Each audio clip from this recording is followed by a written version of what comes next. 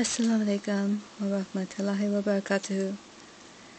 So today I was walking towards the store and the Messianic Jew was walking away from the store. So we met in the same spot as last time, but in opposite directions this time.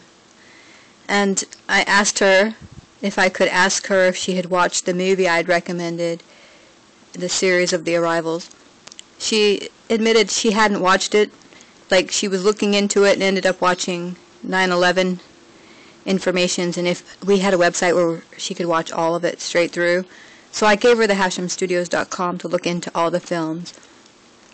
And I got a chance to explain to her that the cells that we are made of are very intricate, and there's basically like very little mass involved with these. Such a small amount of mass that it basically could compile many human beings, millions, to the size of a cup, if you were to compact it all.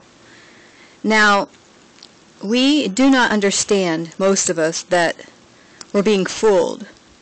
The doctors and the scientists and the governments want us to think that they're the masters.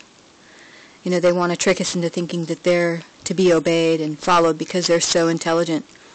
But what they're not telling you is that they have figured out where the energy in all of these cells that we deal with are actually coming from light. Now, where does this light come from? And she's smiling. She's like, yeah, I know.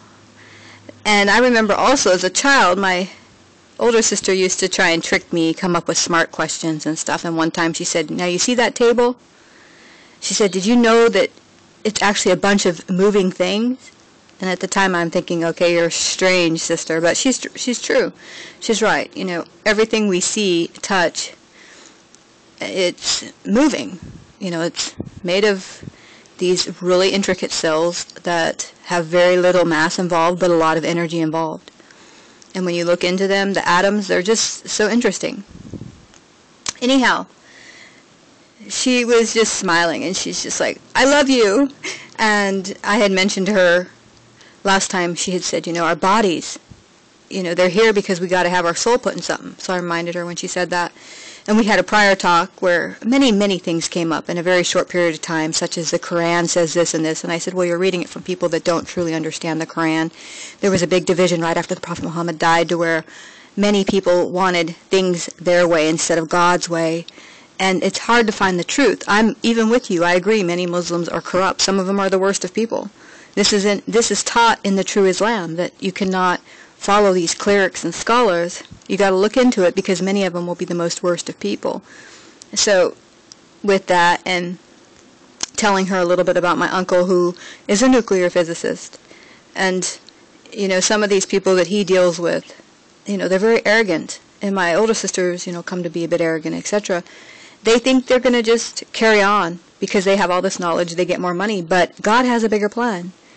You know, look into some of the things that are coming up. What if, for instance, I explained to her Nibiru comes closer and the world takes a big tilt very quickly and there's water that comes? Or look at, you know, it could be another virus that becomes very deadly very quick. God knows all of our times when we're going to die. And you look at the fly, for instance. This fly, God created it. Why? So he could humble. He could help humiliate these arrogant people. We had many little discussions like this. Then today it was very brief. And she left basically saying she's going to, you know, go and watch it. So, inshallah, we'll have a chance to participate in Islam as Ansars and doing dawah really good. Because I know it affects people, how we talk to them, how we first approach them.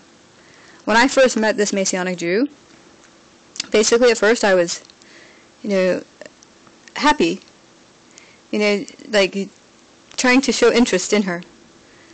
Now, this is a big thing I see as a problem when we're doing sometimes online, is people don't realize the first impression.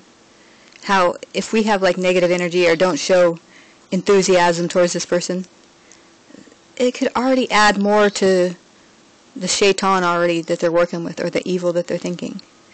And they'll just perhaps leave because of are evil. This is the best time. Really and truly, it is the best time. We have such an opportunity in our hands as Muslims, as Ansar, to do dawah for the right reasons. Not only do we get the blessing of, inshallah, going to heaven straight away, no problems because we're with the Mahdi, alayhi salam, the Yamani, but we can get extra reward from helping to bring just one soul to the truth. So there's so much encouragement, really, in the details of Islam. And inshallah, a suggestion I want to quickly make is to remember to give the best of greetings in the best of ways to the people when you first see them.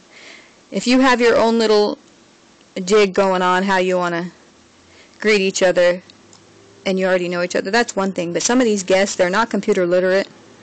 They're going to come as Muslims maybe for the first time in their lives, and they're going to be happy to say assalamu alaikum, and they're going to love it when you give wa alaikum assalam back. And there are other rooms where people do give the full greeting, wa alaikum assalam, and they are taught that it is mandatory. And they're also taught that the Jews used to say, may death be upon you. It has something to start with a W.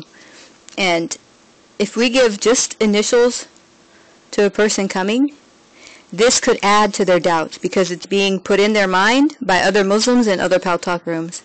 And it's also our duty to do the best we can for the Mahdi. So if we're spending all this energy, efforts to come together to try and do dawah in a certain site, don't let one of us destroy it, ruin it. So inshallah, make wudu. Pray even a couple rak'ah before you come into a group to do dawah, because you don't want to be the one to ruin it.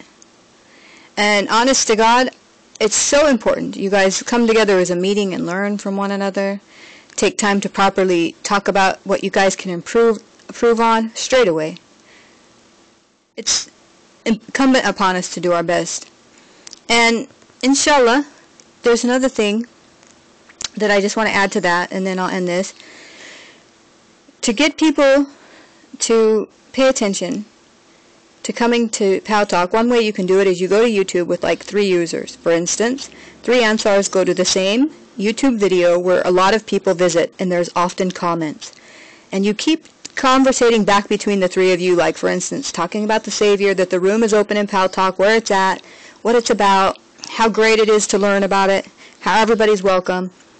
You can even do this, for instance, like a half hour before you open the room. And then when you go to your Savior room, inshallah, some of the people that come and have seen your comments will be there to assist you or come and ask you questions. So don't hesitate to do dawah, inshallah. Even if you want to travel, like I did, 6 months, a couple months, a month. I mean, here in America, you can get a bus pass for 2 months. Travel wherever you want for around $600. So, inshallah, do your best, and may Allah subhanahu wa ta'ala indeed help us to be of those to somehow participate in all these opportunities. I mean, we're finally coming to understand why the 12th Imam alayhi salam was in all this occultation, all the details. It's truly a wonderful, wonderful time, and inshallah we don't waste our days or our times or hinder the opportunity that we have. Allahumma salli ala Muhammad wa ala Muhammad a'imma wa maydim wa sallam taslim kathiran. Bismillah.